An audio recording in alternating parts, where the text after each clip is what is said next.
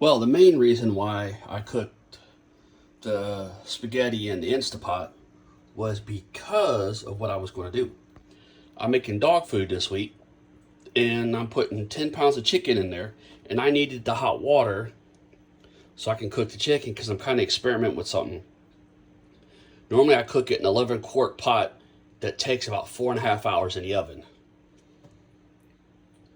If I cook it on the stove, it'll scorch. So I've learned the oven works better.